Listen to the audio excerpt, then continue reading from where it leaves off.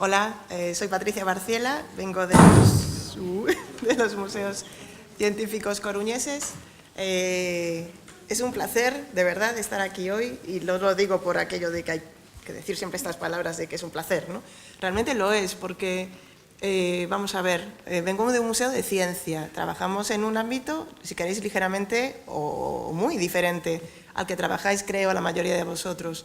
Pero quizás me parece ver pues, indicios de que esas fronteras entre las ciencias y las letras van desapareciendo, y quizás por eso pues, estoy aquí hoy representando a los museos en los que trabajo, y eso es realmente, bueno, para mí una delicia. Así que muchas gracias a Mar, a Ana, a su dirección general, a todos los que habéis participado y estáis organizando hoy estas jornadas por contar pues eso, con los museos científicos coruñeses, que somos unos museos que ya llevamos una trayectoria en este mundo de la divulgación de la ciencia, de la comunicación científica, que ya no somos niños ni adolescentes, llevamos casi 30 años trabajando, así que ya somos adultos y ya pues tenemos muchas cosas que podemos contar, cosas que nos han funcionado, cosas que nos han funcionado menos.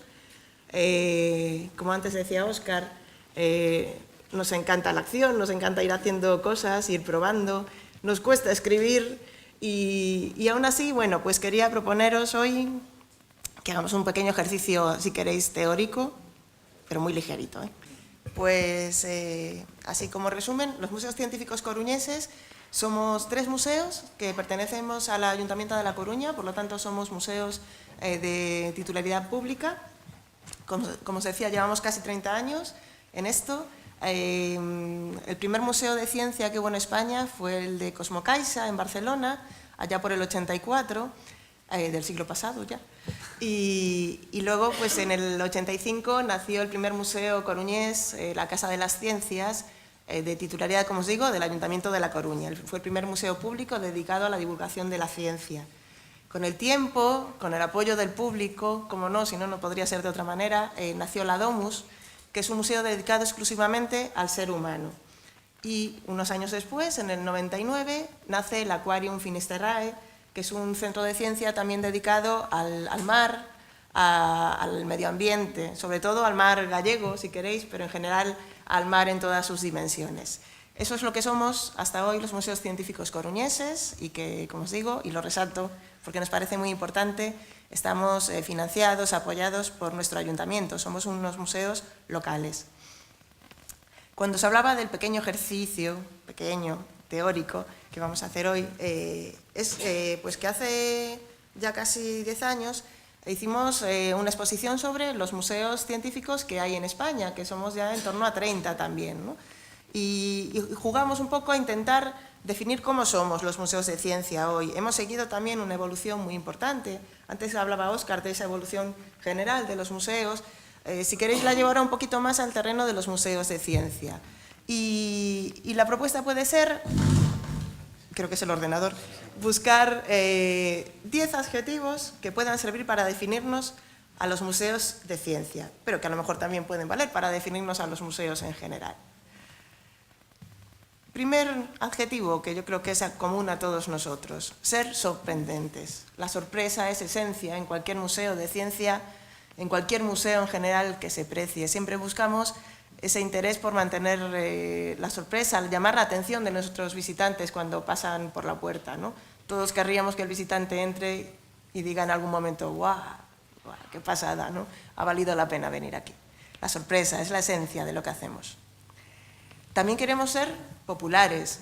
¿Con esto qué quiero decir? Que queremos llevar la popularización del conocimiento a toda la población. No dejarlo, pues eso, en estos visitantes que muchas veces son como nuestros fieles, ¿no? Y que ya están disponibles, nos quieren. Entonces, bueno, ya los tenemos conquistados. Tenemos que hacer que ese conocimiento llegue al resto de la sociedad. Y en esa línea también trabajamos en los museos de ciencia, en hacer que la ciencia, en este caso, sea comprensible a todos los públicos. Y para eso tenemos que hacer un ejercicio muy importante, porque no resulta sencillo llevar los conceptos científicos a una forma, pues eso, que sea atractiva y asequible a todos nosotros. Algunos museos de ciencia somos interactivos. Es un adjetivo que vale para quien quiera utilizarlo, no tiene por qué ser así. Entonces sí, es verdad que algunos utilizamos la interactividad para que el visitante esté activo, con sus sentidos totalmente despiertos, tocando, curioseando. Hay museos en los que sí se puede tocar. Nosotros defendemos el poder tocar porque también los hemos concebido de esa manera. Y es otro reclamo para cierto tipo de visitantes, ¿no?, que necesitan estar activos y moviéndose, ¿no?, y que ha sido este cambio, la interactividad, una diferencia en la quietud más clásica, ¿no?, que hemos tenido en otros museos. Es otro concepto, es una forma más de hacer y de atraer.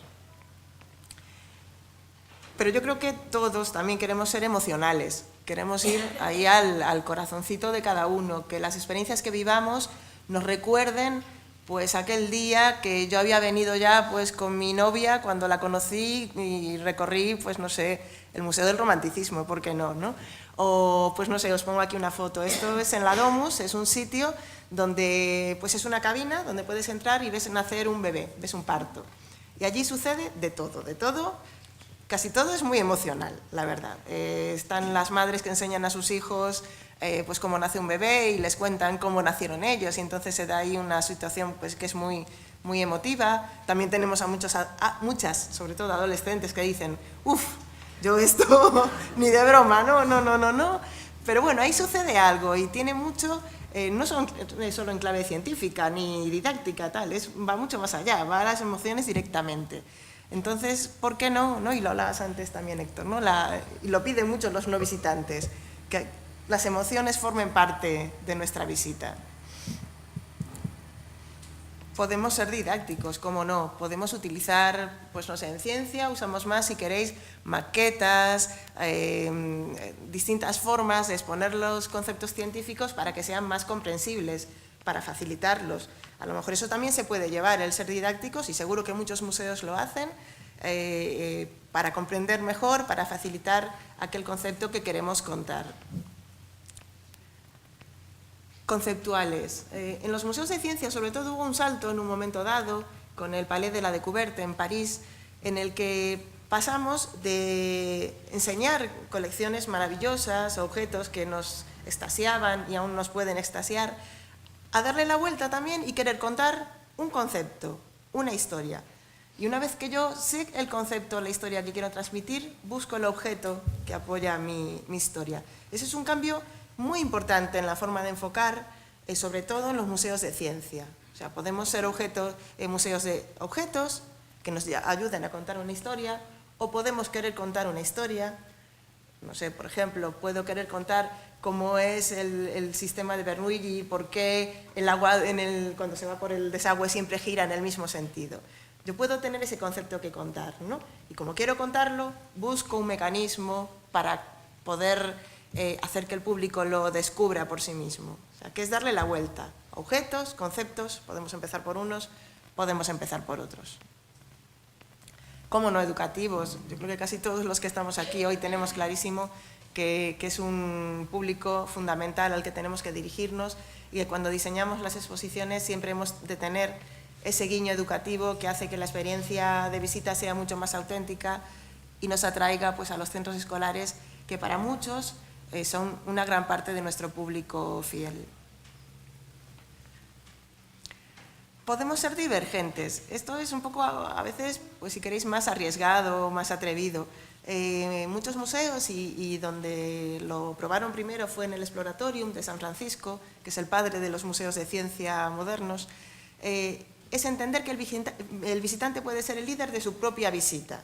No tiene por qué seguir la pauta que le diseñamos, el recorrido que le diseñamos.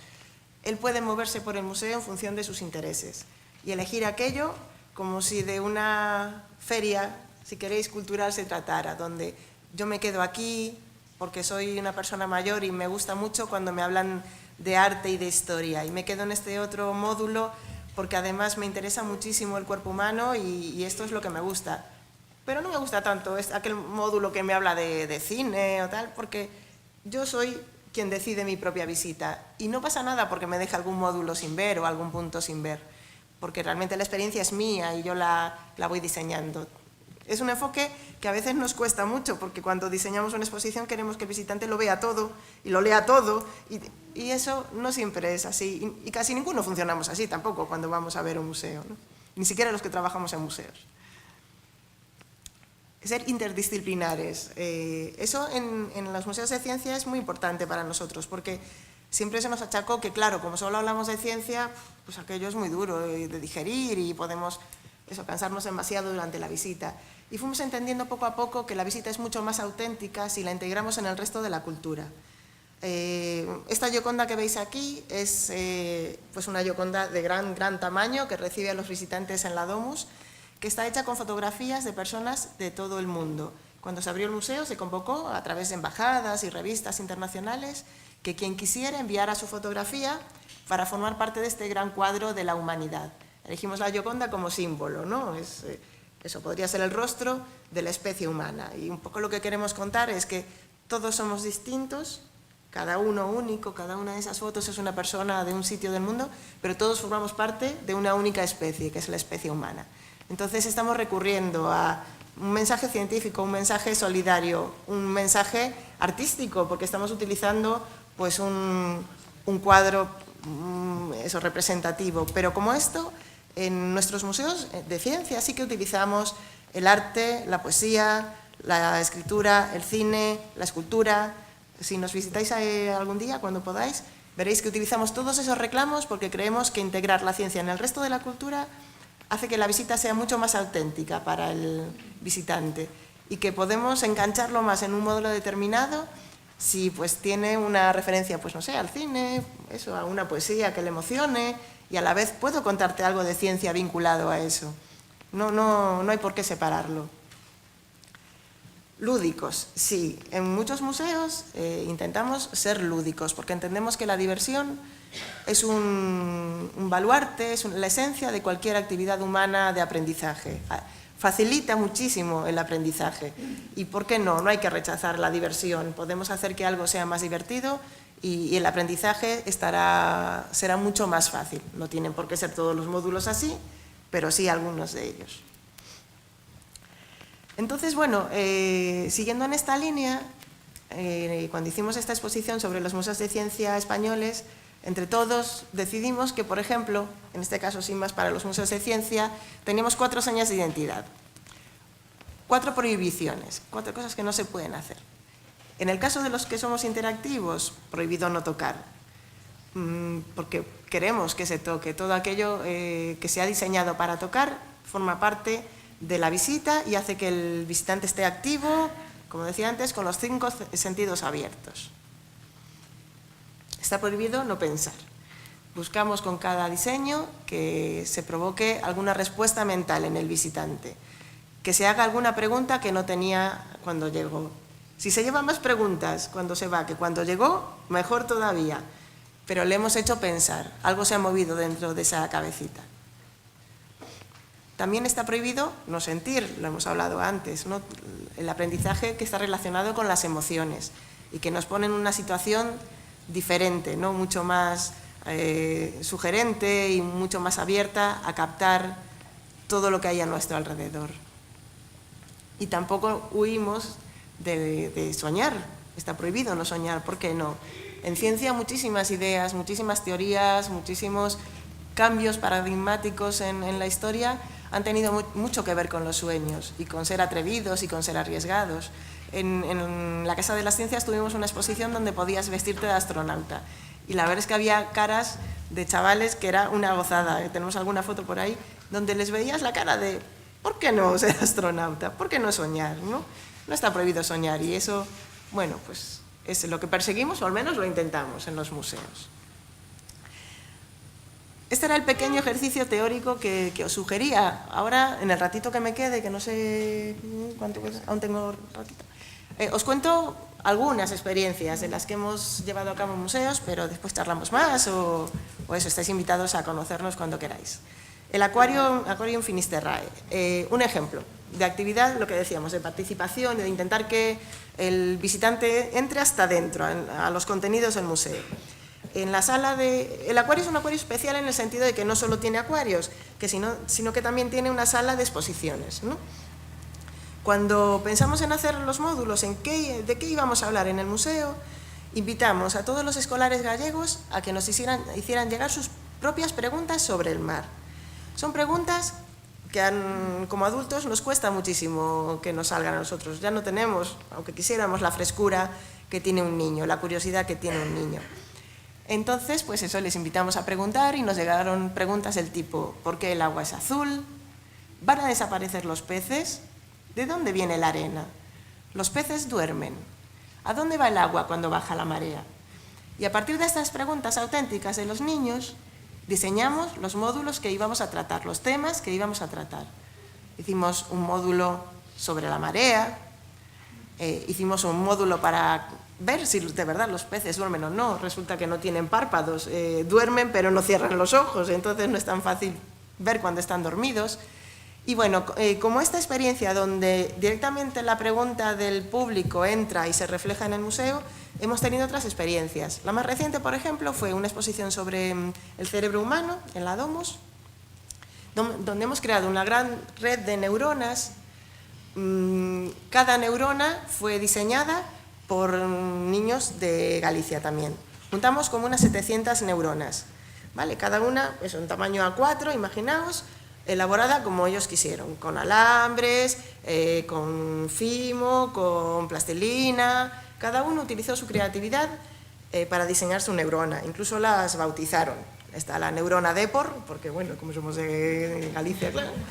También la neurona celta, está la neurona del amor, la neurona deliciosa. Cada uno bautizó a su neurona como quiso y allí pues las colocamos haciendo una gran red de neuronas. Lo que queremos transmitir científicamente es que el cerebro es eso, una red de neuronas todas conectadas.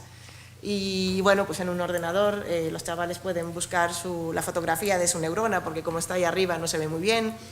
Y pueden buscar cómo se llama su neurona, su nombre, el colegio con el que participó.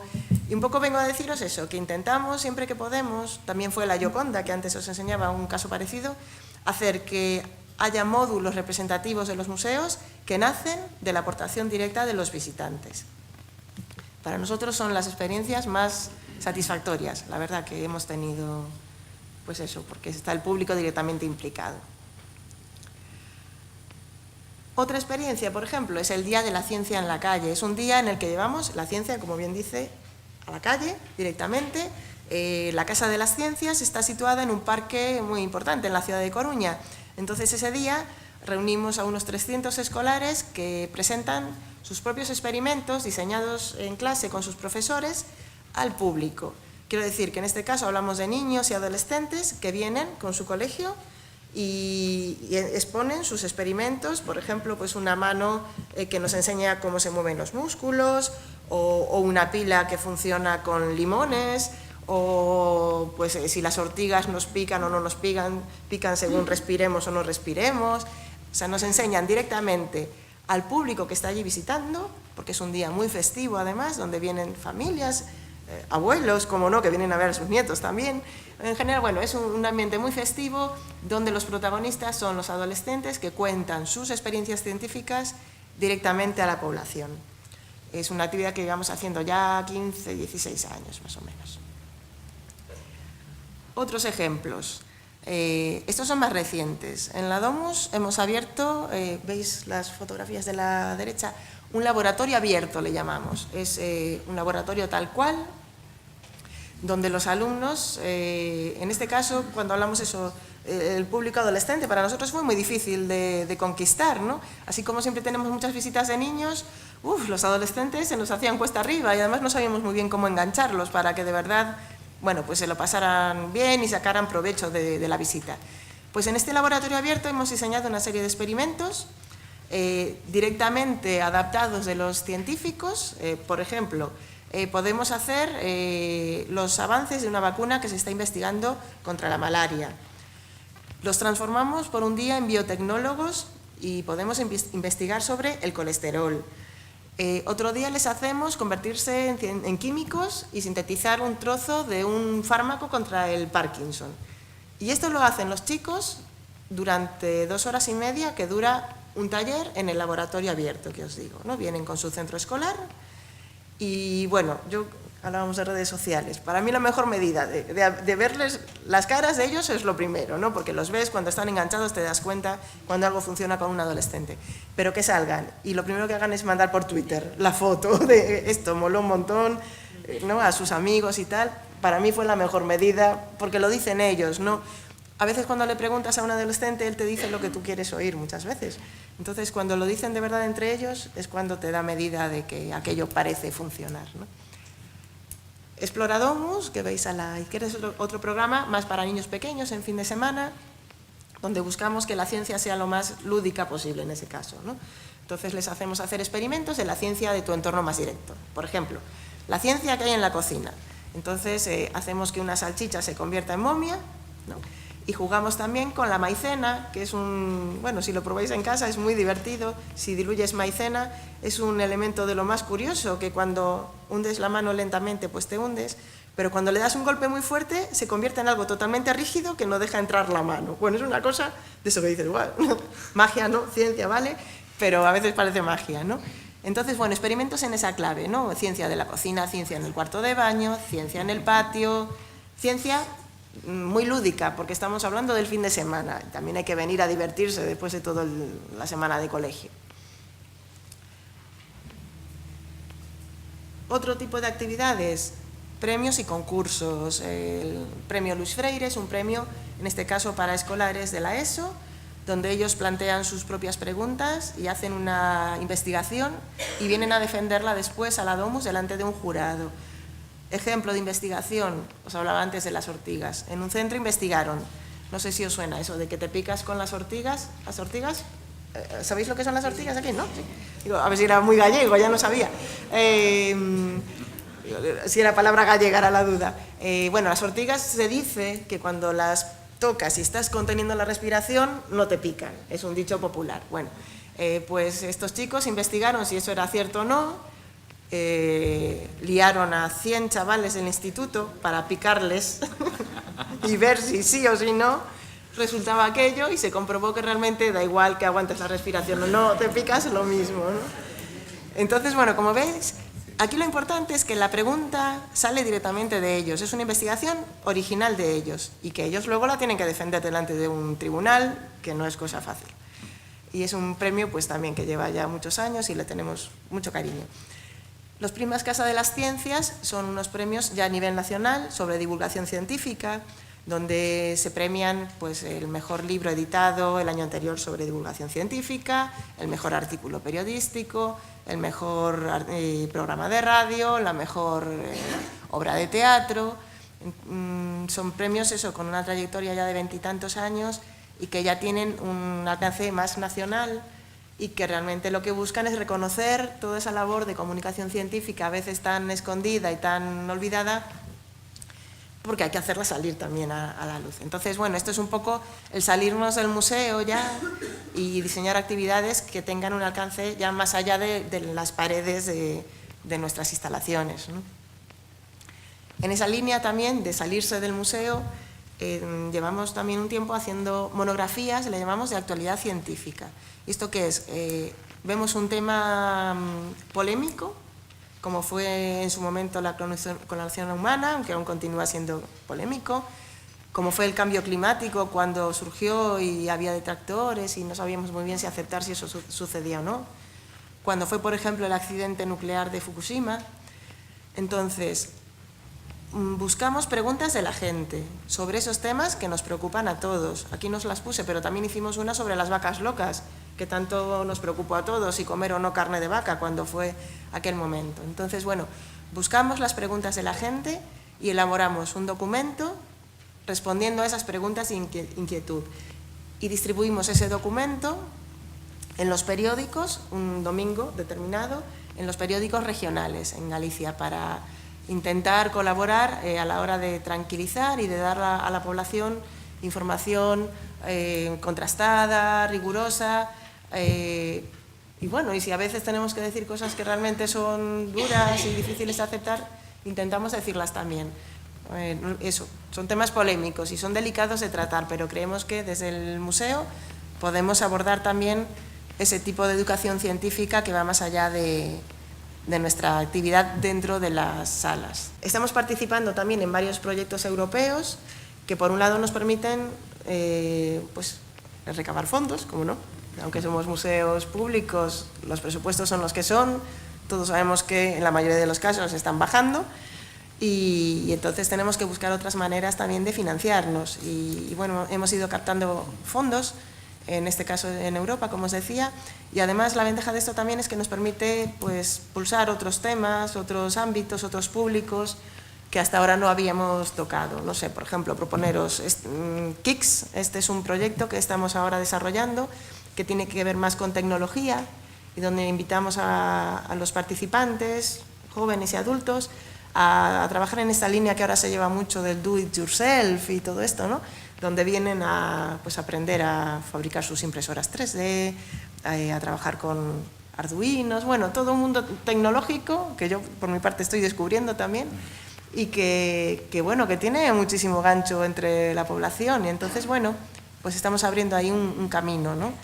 En nanotecnología también vamos a hacer una serie de actividades que ya nos pide el propio proyecto que salgamos fuera del museo, vamos a ir a los centros comunitarios, los centros cívicos, en Madrid no sé cómo le llamáis a los centros de cada barrio, centros cívicos, y llevaremos allí las actividades a realizar, incluso también iremos a centros comerciales y demás, pero lo que más nos interesa es esta línea de salir e ir a los centros cívicos a contactar con el público directamente en el centro pues, que es de su barrio. Y eso es una manera de acercar el museo también al público, ¿no? Y bueno, eso así en general, yo no sé si no me quiero ya pasar. Y bueno, muchas gracias, eso, un placer de verdad y espero veros por Coruña cuando podáis.